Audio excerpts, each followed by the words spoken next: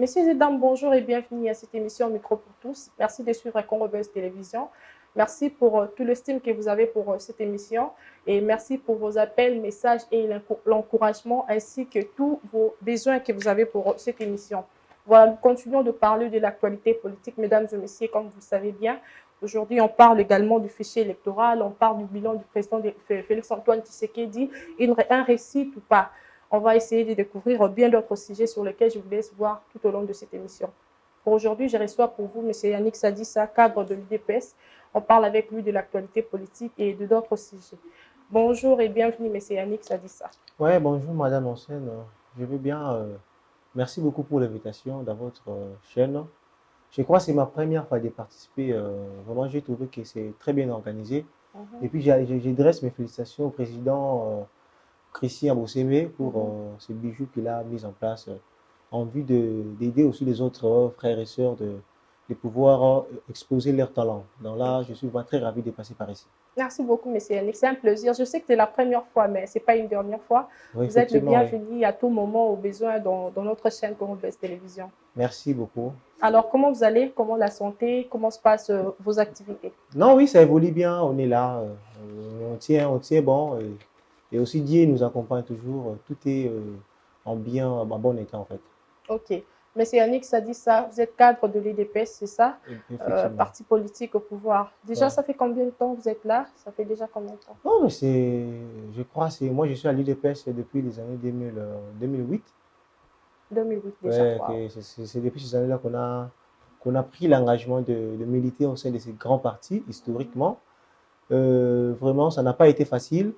Mais quand même, on a pu surpasser certains défis. Mais quand même, aujourd'hui, on est là où on est. On remercie Dieu pour ça. Et on pense que notre engagement dans l'UDPS, ce n'était pas seulement pour ce que les gens peuvent penser actuellement, que quand on fait la politique, c'est pour s'enrichir, c'est pour se faire de santé financière, etc. Non. Nous, notre engagement dans le sein de ces partis, c'est beaucoup plus basé d'abord pour l'intérêt général. Parce que vous savez, nous sommes les seuls partis où il y en a, où nous sommes les seuls pays plutôt, où il y a plus de 7000, et plus de 7000 partis politiques, si je ne me trompe pas. C'est ça. Alors, ce qui fait que l'adhésion dans un parti, ça doit d'abord être motivé préalablement par la vision et le projet de société de ces partis politiques. Alors, du coup, moi personnellement, la vision que présentait à l'époque le fait docteur Étienne Tshisekedi Tshilombo, dirige-moi, et aussi les projets de société qu'il nécessait de présenter à l'opinion, ce sont des éléments qui m'ont séduit de pouvoir rejoindre ces partis, cette famille politique. Et je crois même que c'est le tout premier parti politique que je fais l'adhésion. Et jusqu'à ce jour, je fais toujours partie. Et je crois que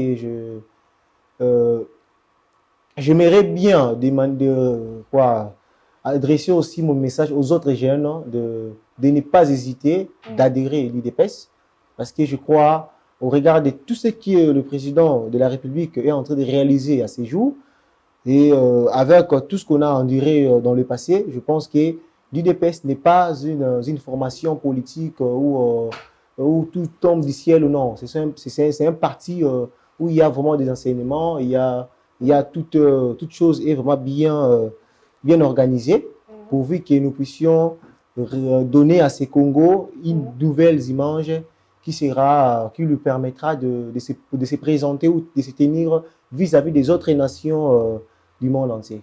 Okay. Alors, M. Yannick, ça dit nous un peu, vous avez dit que vous êtes à l'UDPS depuis 2008. Pourquoi ces choix? Qu'est-ce qui vous a motivé de plus pour être aujourd'hui ce cadre dans cette partie politique UDPS? Non, je viens de le dire ici. Ce qui m'a motivé d'adhérer à l'UDPS, ce sont des choses. Il y a d'abord la vision de ces partis, mais aussi les programmes, les projets des sociétés que ces partis présentaient au peuple congolais. Donc, ce sont les deux éléments qui m'ont motivé de pouvoir adhérer à l'UDPS. Je ne dis pas que les autres partis n'ont pas de projets de société, non. Mais ce que l'UDPS a présenté, ça nous a séduit. Et c'est pour ça que nous avons adhéré à l'UDPS.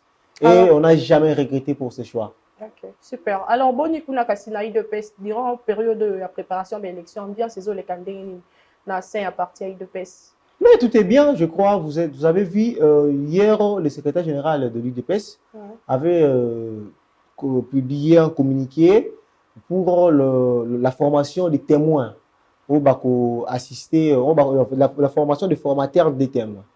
C'est-à-dire, ce sont ces formateurs qui vont former à leur tour des témoins qui seront déployés dans les différents centres de vote lors des élections. Donc, l'UDPS actuellement est beaucoup plus concentré sur les élections. Et pour tout ce qui est activité, le parti est en bon état. Tout est bien, tout est calme, sauf qu'il y a un peu. Vous savez que là où il y a plusieurs personnes, le problème ne manque pas. Puis certes, il y a des problèmes qui se présentent, mais on essaye de faire de notre mieux pour que tout soit vraiment en parfait état, en fait. Donc, actuellement, l'UDPS, du côté fonctionnement ou évolution, nous sommes dans les bons. Et là, nous sommes en phase de former les formateurs des témoins qui vont à leur tour encadrer les témoins qui seront déployés lors des élections dans les bureaux ou centres de vote. Voilà. Bah, élection, puis bon, dirons, malgré ma responsabilité aux Alango, titre comme ça aux Alango, tu sais, puis une élection parce que tu es bien suffisant, tu es tout le monde à voir, ministre, ils ont postulé les sous position les années, il faut une élection, non, en fait, d'abord, être député, les gens ne comprennent pas. Être député, c'est qui est député? Un député, c'est le porteur du message. Donc, c'est le défenseur ou je peux dire, le porte-parole d'un groupe ou soit d'une circonscription électorale, c'est-à-dire d'un territoire, d'une province, etc. Alors, du coup, ce n'est pas seulement pour pour transmettre les messages du peuple, il faut seulement être député, non. Être député, c'est bon, attendez, il y a un pouvoir qui est reconnu dans la Constitution pour la législation, dans le pouvoir législatif. Là, je crois, ceux qui veulent devenir député, c'est leurs ambitions, c'est leur choix. Moi, personnellement, je n'ai pas postulé. Présentement, je ne vois pas mes ambitions dans ce sens-là. Donc, je suis resté dehors des élections. Déjà, je ne suis pas candidat, mais nous allons figurer dans ces processus électoraux parce que nous sommes là pour battre campagne. Bien que ça n'a pas encore commencé, et raison pour laquelle je dois me réserver ici dans ce plateau, mais nous sommes là pour battre campagne de notre candidat président de la République. Et c'est au moment opportun que nous allons bel et bien nous lancer dans cette aventure. Ok, super. Mais est-ce que Dekodeni Kadima peut inspirer vraiment confiance, ça peut inspirer, confiance pour la élection libre et transparente? Mais bien sûr que oui. Comment expliquer? Actuellement, Makambozo qui est bien. Vous avez vu, je crois, c'était il y a 3-4 jours passés, la CENI avait lancé l'appel aux différentes formations politiques du pays de prendre part aux consultations que le président Kadima avait initiées. Je crois dans cette consultation, le président Denis Kadima a été ouvert vis-à-vis de tous ces partis politiques. Et bien, s'il y avait des soucis dans son chef, ça aurait dû être abordé par le participant de cette concertation. Mais du côté IDPS, nous restons confiants et nous faisons confiance à la CENI parce que c'est bel et bien l'institution reconnue par notre constitution pour organiser les élections. Nous sommes arrivés aux élections grâce à cette CENI qui a rendu public les résultats des votes que le peuple avait effectués. Donc, du coup, pour les élections à venir, nous faisons aussi confiance à cette même CENI. La raison pour laquelle nous, l'UDPS, nous faisons confiance au président Denis Kadima et nous espérons de lui d'organiser des élections transparentes et apaisées. Donc, c'est ça. S'il y a des gens qui pensent qu'il y a... attends, nous, on ne peut pas obliger à tout le monde de faire confiance au président Denis Kadima ou à toute autre personne. Vous savez, nous sommes en démocratie. La liberté, notre constitution reconnaît une liberté de choix, en fait. Donc, chaque personne a droit à choisir qui ou quoi il veut. Donc, on n'est pas obligé d'imposer à tout le monde d'accepter ou de rejoindre notre choix. Donc, nous, notre choix, nous faisons confiance à la CENI parce que c'est une institution constitutionnellement reconnue. Et puis, du coup, nous pensons que tout va bien se passer. Ok, super. Alors, M. Yannick, ça dit ça. Tout à l'heure, solo, il y a le président Félix Antoine Tshisekedi, dans le De là, le bilan et le président Félix-Antoine Tshisekedi, est positif ou le contraire? Non, mais les bilans du président Félix-Antoine Tshisekedi est largement positif. Pourquoi? Parlons-en. Vous savez, dans ce pays, nous avons connu des différents problèmes. Nous avons connu des moments très sombres de notre histoire. Et quand le président Félix Tshisekedi arrive au pouvoir, il a trouvé un pays, je peux dire un pays piétiné par ceux qui prétendaient à l'époque travailler pour le bien du peuple congolais. Alors, ce qui fait que le président Félix-Antoine Tshisekedi n'a pas hésité pour se mettre au travail. Et c'est grâce à ce travail qu'aujourd'hui, nous sommes si fiers de présenter au peuple congolais les bilans largement positifs de ces actions. Pour ne citer que aujourd'hui, vous savez, madame, on attend les gens critiquer la quantité de l'enseignement. On attend les gens vouloir jeter l'opprobre sur ces systèmes que le président a mis en place, ces dispositions constitutionnelles que le président a mis en application. Mais je vais vous dire ici, c'est grâce à la gratuité de l'enseignement, plus de 5 millions d'enfants congolais ont pu regagner les écoles. C'est-à-dire, aujourd'hui, même le taux de la criminalité ou comment on appelle la criminalité urbaine, ça a un peu baissé grâce à la gratuité de l'enseignement. Aujourd'hui, il n'y a pas longtemps, le président vient encore de lancer le programme santé universelle. Vous savez, dans notre pays, on a toujours eu ces problèmes de taux si élevés des femmes enceintes, des enfants nouveau-nés et tout. Pourquoi? Parce qu'il y a un problème de prise en charge. Faute de moyens, il y a plusieurs parents qui n'ont pas assez de moyens. La maman est enceinte, oui, mais le papa n'a pas assez de moyens pour supporter tous ces processus de la grossesse, ce qui occasionne plusieurs cas de décès dans le chef de ces femmes enceintes. Alors, du coup, avec le système de santé universelle pour tous, ça va vraiment permettre à ce que, déjà, dans ces programmes, on a établi tel que la femme enceinte, c'est-à-dire pendant pendant les 9 ans de la grossesse, dès lors que la grossesse est détectée chez la femme, cette femme ne va rien payer. Elle ne va rien payer jusqu'à son accouchement. Et voire même l'accouchement est gratuit. Donc, ce qui fait que ça va permettre à ce que nous puissions lutter contre cette histoire de cas de décès, de morts, etc., de femmes enceintes pour faute de moyens. Ça fait partie du bilan du président. Aujourd'hui, vous savez, madame, l'impôt ne parlait que de l'enseignant congolais. Quand nous sommes arrivés au pouvoir, l'enseignant congolais touchait 65 $ le mois. Mais aujourd'hui, grâce au programme, grâce à la gratuité de l'enseignement que le président a mis en place, les tout derniers enseignants congolais touchent, je crois, c'est dans le 500 $ américains. Donc, non, ce n'est pas 500 $. C'est 500 000 et quelques, presque 250, 230 $, quelque chose comme ça. Non, je ne pense pas que c'est ce que vous dites. Okay. Parce qu'aujourd'hui, l'enseignant congolais est au-delà de 800 000 francs congolais. Vous voyez? Donc, là, vous parlez du chef de bureau, l'enseignant en personne. Je parle de l'enseignant. Je crois, je n'ai pas suffisamment assez de précision sur les montants qu'ils prennent, mais je pense que, parce que déjà, c'est là les barèmes que le gouvernement s'est attendu avec la délégation syndicale des enseignants. En principe, on doit arriver jusqu'à 700 $ le mois pour tout enseignant. Je crois que nous sommes en train d'évoluer progressivement jusqu'à atteindre cette phase. Donc, ce qui fait qu'il y a des avancées significatives dans ce domaine-là. Pour ne parler que des fonctionnaires, durant cette année 2023, les fonctionnaires ont bénéficié plus de 40% et 45% de leur majoration mensuelle. Vous voyez? Et puis, je parle de majoration, de leur revenu mensuel, en fait. C'est-à-dire qu'il y a eu une majoration de 45% dans leur revenu mensuel. Donc, là aussi, il y a des avancements dans ce secteur-là. Si on va prendre le secteur du genre transport, vous avez vu, le président de la République avait offert au peuple congolais des moyens de transport très équitables pour nous permettre que nous puissions nous rendre dans nos lieux de travail, etc., de faire nos courses tranquillement, à travers la société Transco. Aujourd'hui, la société Transco a bénéficié plus de 450 véhicules. Vous voyez, il y a eu, certes, c'était par palier. Et aujourd'hui, grâce au programme que le président a mis en place, la Société des transports nationaux, c'est-à-dire Transco, a pu atteindre les différentes provinces. C'est-à-dire, aujourd'hui, si vous allez au Kasaï, Congo central, et quoi, et au Katanga, Nord, Sud, vous allez voir qu'il y a la Société Transco qui opère là-bas désormais. Chose qui n'a pas été le cas dans les années passées.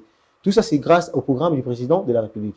Nous avons encore les étudiants aujourd'hui qui ont un moyen de transport spécial, uniquement, spécifiquement pour eux, le Trans Academia, qui permettent à ce que les étudiants puissent se rendre dans le milieu estudiantin sans pourtant dépenser beaucoup de frais. Parce que nous qui avons étudié à l'époque où il n'y en avait pas cette mesure, si vous devez quitter l'IMT pour arriver à l'INIKI, vous devez normalement prendre plus de 2 ou 3 transports. Ce qui vous ramène jusqu'à 4 000 francs congolais seulement pour une seule journée. C'est-à-dire 4 000 francs congolais de dépenses pour le transport, de se rendre et rentrer, de se rendre à l'université et rentrer à la maison. Alors, mais aujourd'hui, grâce au programme de Trans Academia, l'étudiant peut quitter Maluku jusqu'à l'Inikin, aller-retour seulement avec 1000 francs, c'est-à-dire 500 aller, 500 retour.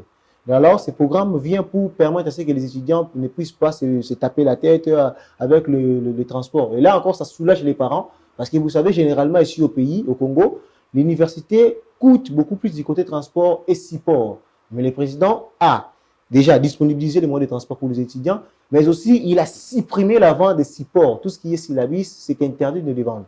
Et aussi, si vous allez à l'UNIKIN, vous allez à l'IPN et ici d'autres universités, vous allez voir que les hommes, déjà, les logements des étudiants ont été réhabilités dans les standards internationaux. Aujourd'hui, à l'UNIKIN, les étudiants sont bien logés.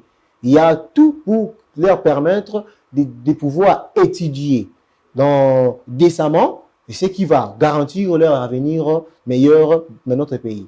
Et si vous allez encore seulement, toujours dans le milieu estudiantin, aujourd'hui, avec le programme de Tilejulu, il y a des universités qui sont en pleine construction. Si vous allez à Bonjima et au Kananga, il y a des universités que le gouvernement est en train de construire. Et tout ça, ça fait partie du bilan du président. Que les personnes mal intentionnées ne veulent pas en parler et surtout, ils veulent vraiment jeter le pauvre sur ça. Et pour ne parler que du bilan du président, aujourd'hui, si nous arrivons à Kinshasa, par exemple, la province, la ville, la capitale de notre pays, on avait toujours un problème, c'est le problème des embouteillages. Pourquoi? Parce qu'il n'y en avait pas assez de routes secondaires. Parce que vous savez que nous sommes toujours obligés de prendre boulevard. Quand vous êtes à la Tchango pour arriver au centre-ville, vous devez toujours prendre le boulevard Lumumba. Quand vous êtes à Lipen pour arriver en ville, vous devez toujours prendre la route Ngouma boulevard. Mais aujourd'hui, grâce au programme de Tilejulu que le président avait mis en place, nous avons connu des constructions, mais surtout réhabilitation des routes secondaires. Vous voyez, comme entre la route et Linguessa, vous avez actuellement, il y a une route qui est en train de construire du côté, la route qui va plutôt, permettre à ce que le pompage, vous connaissez le pompage, le pompage et l'IPN soient ralliés. Donc, nous avons des routes, vous savez, la route Kulumba du côté Massina, vous savez, donc, il y a des différentes routes qu'on a pu construire qui permet à ce qu'aujourd'hui, ces problèmes des embouteillages soient un peu étouffés.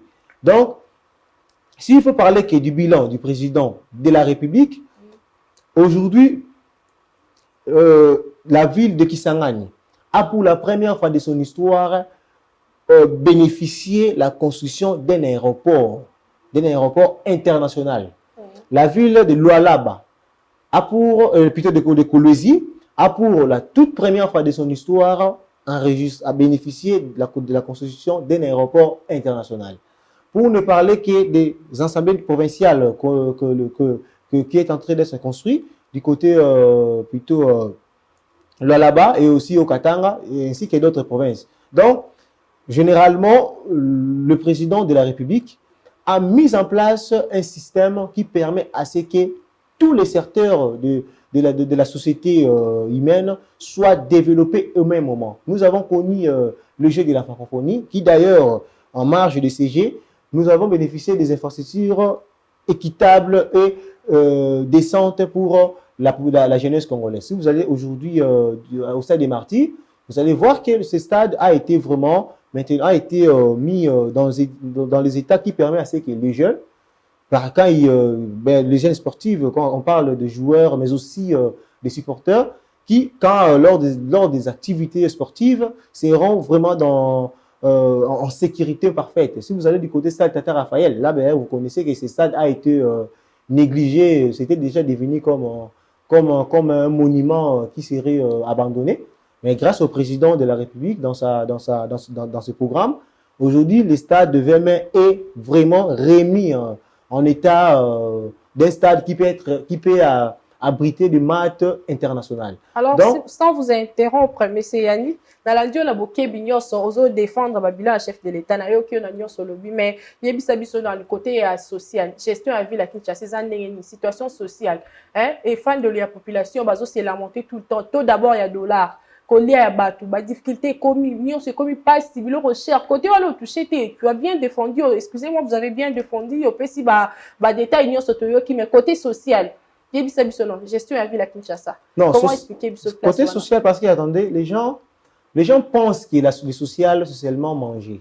Généralement, chez nous, les Congolais, c'est ça. Mais il y a des Congo, tous les pays africains. Quand on parle les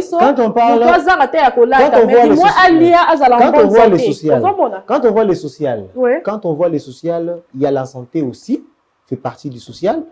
Il y a l'éducation qui est d'ailleurs le moteur du social. Parce que s'il n'y a pas une bonne éducation, eh bien, attendez-vous à la disparition de votre État. Aujourd'hui, comme je l'ai énuméré ici, le président a mis en place le système de la gratuité de l'enseignement qui permet à ce que même à moi, la possibilité de continuer dans la classe. C'est-à-dire, même maman Pascal, elle va envoyer son enfant à l'école. Ça fait aussi partie du social.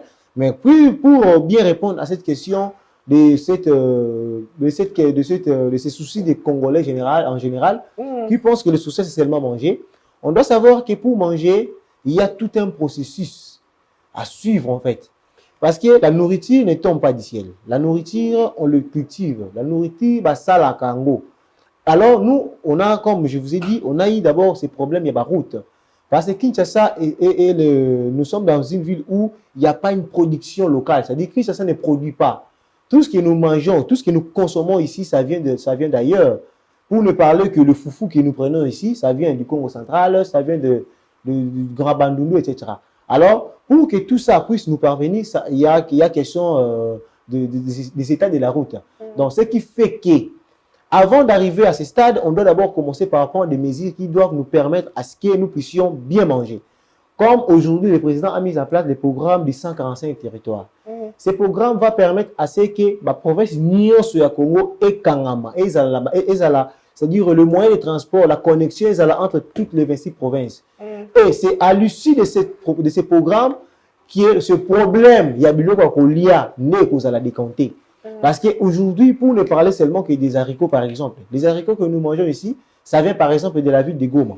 Alors, vous savez qu'entre la ville de Goma et Kinshasa, il n'y a pas une connexion directe. C'est-à-dire qu'il y a les avions qu'on doit prendre pour y arriver. Or, celui qui va aller acheter des histoires à Goma, il doit normalement utiliser l'avion comme moyen de transport pour transporter ces marchandises. Et quand vous savez que le coût de transport dans l'avion n'est pas égal ou n'est pas en égalité avec celui du camion, etc. Ce qui va faire que le prix de vente de ces produits ne sera pas aussi comme les gens pourraient les penser. Donc, du coup, à l'issue du programme de 145 territoires que le président a mis en place, c'est ce qui va nous permettre à ce que nous puissions réussir à mettre fin à ces problèmes qui a toujours frappé notre société, c'est-à-dire le problème de manger. Parce que vous savez que manger, c'est beaucoup plus difficile seulement en Kinshasa. Mais si vous allez ailleurs dans les différentes provinces, il n'y a pas vraiment assez de ces problèmes. Non. Parce que chez eux, ils exploitent, ils produisent à manger en interne, en fait. Donc nous, ce que nous mangeons ici, ça vient d'ailleurs. Et comme nous avons connu toujours ces problèmes de route, on devait d'abord commencer par construire des routes. C'est par rapport qu'on va manger. Donc, je demanderai ici à nos compatriotes d'être un peu calmes, nos compatriotes, surtout particulièrement quinois, d'être un peu patients, parce que pour manger, il nous faut avoir des routes. Parce que la nourriture ne va pas quitter bilanga place ba kolona ngo ya awa na manger par une baguette magique. Donc il y a tout un processus de transport qui est là. Donc du coup on doit avoir des routes, des bonnes routes, et pour nous permettre de ce que tout espérer, bilo route à x place, et puis ça va nous parvenir pour que nous mangeons décemment. Voilà, merci monsieur Yannick. Toujours continuer. Toko talent na makambu actualité à l'élo, ndeko Martin Fayulu à sali discours, na plutôt landa que zute à Rolandango. Non, je crois, on l'a attendu parler. A souligné Mingawa, à l'objet Kobanda Lelo, mokili foye bake, peuple congolais en danger à Liwa. Et puis on y faut retirer MONUSCO et envoyer et la commission et la force combattante et puis les éléments il y a EAC faut quitter Elongwa la mboka na mabele ya Congo. Des réactions là. Non, je crois il est congolais, il a droit à émettre son point de vue. Mais tout ce que le Congolais doit savoir dans cette communication de M. Martin Fayulu, il n'y a rien de nouveau et puis il n'y a rien de grave. C'est toujours le même scénario théâtral que les Congolais ne cessent de suivre ou de vivre avec ces messieurs. Aujourd'hui, nous sommes, comme je vous ai dit, nous sommes à 3 mois des élections. Et ben, la population ou le peuple congolais est focus vers les élections. Il y a certains leaders politiques qui sont en train de vouloir solliciter un dialogue politique pour se partager des postes et qui ne sont pas aussi prêts pour les élections qui arrivent dans quelques jours. Alors, ils essayent de créer des zizanies, de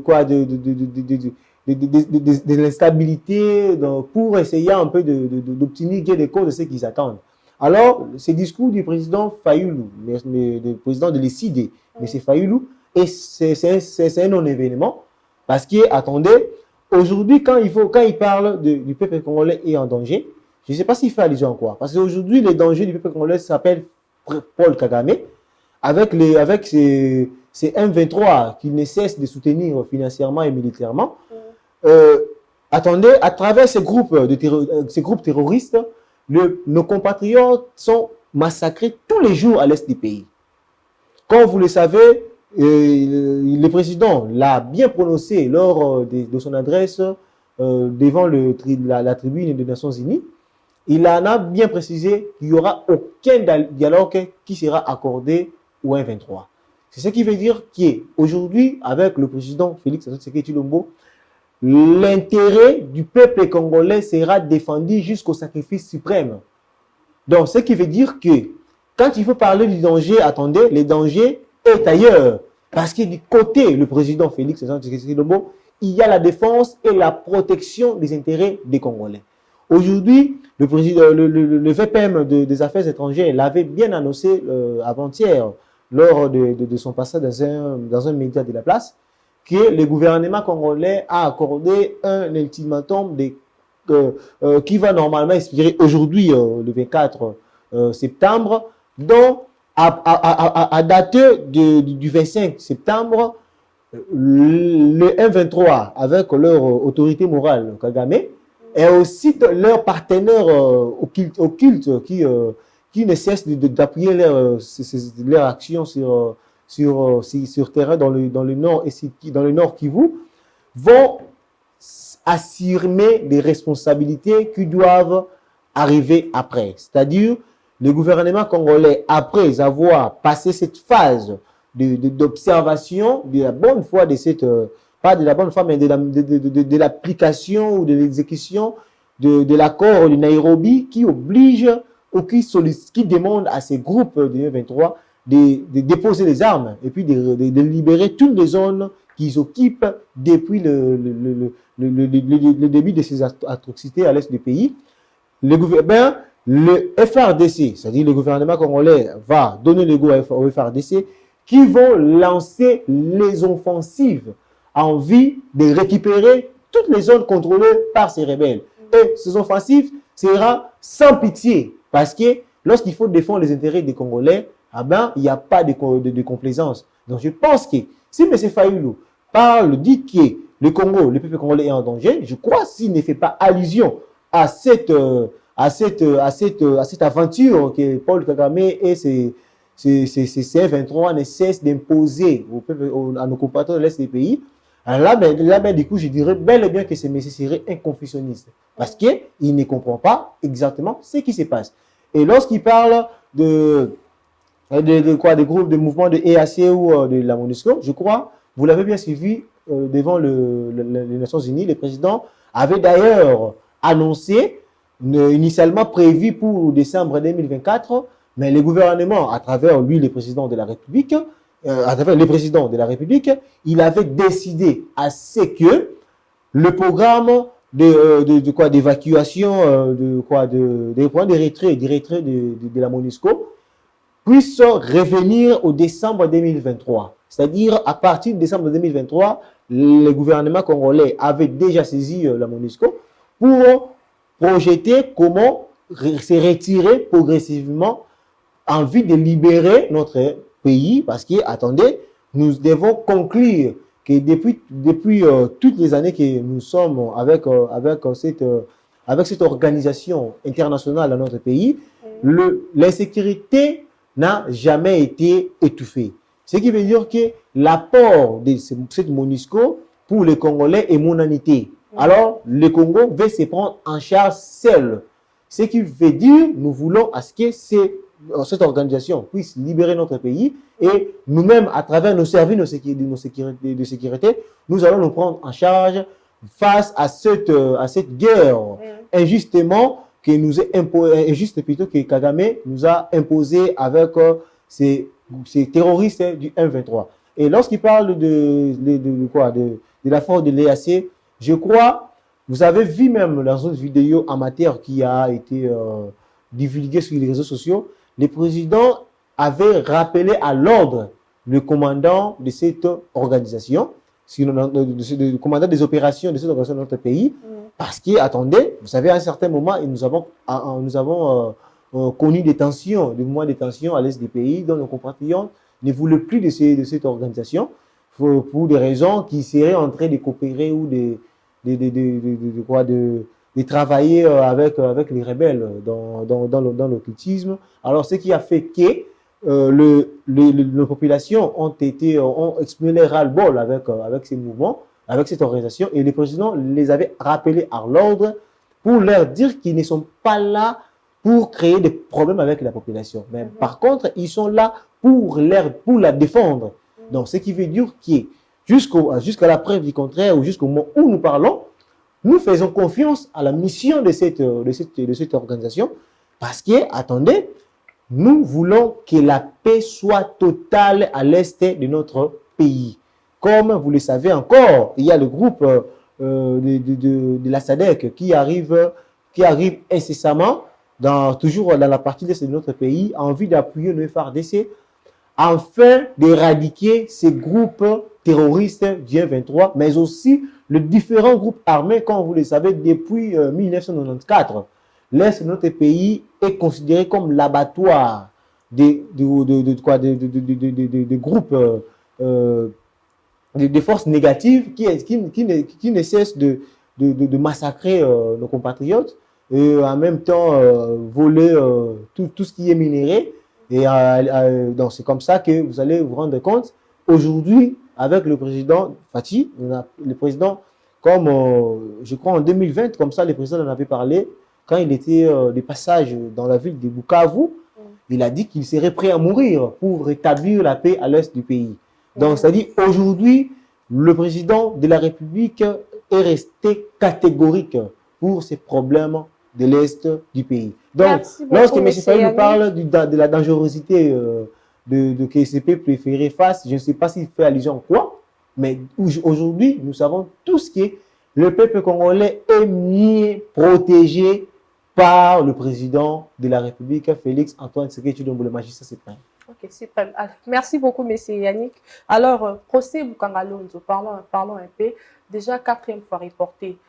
Comment est-ce que vous pensez? Comment expliquer? Je crois c'est une instruction judiciaire qui a été qui est menée, et c'est un procès qui est d'ailleurs public, qui est en cours actuellement, on ne peut pas commenter sur quelque chose qui est en justice, mais je pense que le magistrat, plutôt le président, le tribunal, a tous les pouvoirs possibles pour gérer un procès. Donc, s'il y a des reports, je crois que ce ne sont pas des reports fantaisistes, mais ce sont des reports qui sont basés sur des raisons valables. Comme aujourd'hui, on avait suivi que les avocats du conseil, les avocats conseils de M. Mataponi ont sollicité un report de 45 jours parce que l'état de santé de leurs clients ne serait pas bon. Alors du coup, je crois si la Cour a prolongé ou a reporté le procès, et cela ne doit pas faire l'objet d'un débat télévisé. Donc, parce que, attendez, l'affaire est au niveau de la justice, on doit d'abord, en premier temps, c'est réservé, parce que on ne veut pas influencer ou dicter à la justice ce qu'elle doit faire. Dans la justice de notre pays, elle est indépendante, comme le reconnaît notre constitution. Et si le président ou le tribunal de la Cour constitutionnelle a décidé de reporter le procès, je ne vois pas où est le problème. Donc, mais au moins, tout ce que nous savons est que le M. Matata Ponyo doit aux Congolais des explications claires si ce qu'on lui reproche. Parce que ce ne sont pas de, comment dirais-je, ce n'est pas son argent qu'il a eu à utiliser, mais c'était bel et bien l'argent des contribuables congolais. Vous savez, à l'époque, vous et nous, été présents lorsque l'État congolais avait plutôt débloqué plus de 200 millions de dollars pour produire du maïs à Bukangalonjo. Mais malheureusement, ce projet n'a pas abouti, c'est-à-dire les résultats n'ont pas été présentés ou visibles, ce qui a fait que nous avons remarqué à un certain moment le monsieur s'est doté de bâtiments luxueux, des universités, etc. Alors du coup, aujourd'hui, quand la Cour se saisit de l'affaire, ça serait l'occasion pour cet ancien Premier ministre d'expliquer aux Congolais les sources de revenus qui l'ont permis de se doter tous ces bâtiments luxueux, mais aussi d'expliquer aux Congolais où est-ce que ces 200 millions de dollars que l'État congolais avait mis à sa disposition pour ces gigantesques projets, donc je crois aujourd'hui, nous suivons de près le procès qui est en cours, mais nous, Congolais, entendons aussi réparation. Parce qu'il s'agit de notre argent qui a été dilapidé, qui a été volatilisé par un groupuscule de personnes ou par un messier parce qu'il était Premier ministre ou parce qu'ils avaient des collaborateurs qui assumaient ces projets. Donc, du coup, nous attendons aujourd'hui la décision de la justice à l'issue de ce procès en cours. Ok, merci beaucoup, M. Yannick. Nous sommes presque à terme de cette émission. Je ne sais pas votre message, votre mot pour conclure déjà, puisque nous sommes à la fin. Le message que je vais lancer, je vais dresser au peuple congolais ou aux téléspectateurs qui nous suivent à ces moments. Vous savez, nous avons connu les différents problèmes. Notre pays actuellement est en phase de mettre fin aux différentes aventures que nous avons toujours été victimes depuis les décennies. Comme vous le savez bien, il y a des politiques qui essayent de vouloir se construire de santé derrière le malheur du Congolais. Il y a ceux-là qui essayent de vouloir biaiser l'histoire de notre pays pour leurs propres intérêts. Le problème qui sévit à l'est de notre pays ne date pas d'aujourd'hui, comme vous le savez avec moi. Ce problème a commencé depuis les années de 1994, dont Paul Kagame, avec ses troupes, ont voulu accéder à notre pays pour massacrer les Hutus qui ont fui, qui sont venus prendre le refuge chez nous, fuyant la guerre que les Tutsis avaient lancée contre eux dans leur pays, le Rwanda. Et c'est à l'issue de ces problèmes qui est Paul Kagame, après avoir pris le pouvoir, il va mettre en place un programme de massacres massifs de cette race de Hutus à l'est de notre pays. Mais c'est ce programme qui ne va pas seulement se limiter à ces Hutus, mais ça va aller jusqu'à atteindre nos compatriotes congolais et qui va par après dégénérer après l'entrée de l'AFDEL en 1997. Donc, comme vous le savez tous, que nous avons connu un chef d'état-major général rwandais qui est actuellement d'ailleurs le conseiller en matière le conseiller spécial en matière de sécurité du Paul Kagame, pour ne citer que Mdieps Kabarebe. Alors, aujourd'hui, dans l'histoire de notre pays n'est pas à vendre. Nous devons tous nous mobiliser derrière le président de la République et aussi notre armée pour mettre fin à cette aventure dont nous avons enregistré plus de 10 millions de morts, plus de 500 000 femmes violées, plus de 300 000 enfants qui ne savent plus aller à l'école parce qu'ils étaient obligés, avec leurs parents, de pouvoir vider leur village, leur domicile, parce que les assaillants auraient occupé cet espace. Donc aujourd'hui, on doit vraiment à tout prix accompagner notre armée pour mettre hors état de nuire ces mouvements rebelles qui ne cessent de nous terrasser. Alors du coup, je demande à cette même occasion à nos compatriotes de ne pas se laisser manipuler par le politique mal intentionné qui ne pensent qu'à leurs propres intérêts, alors que nous avons des milliers de nos compatriotes qui sont en train d'être massacrés par le groupe rebelle piloté par le sanguinaire Paul Kagame.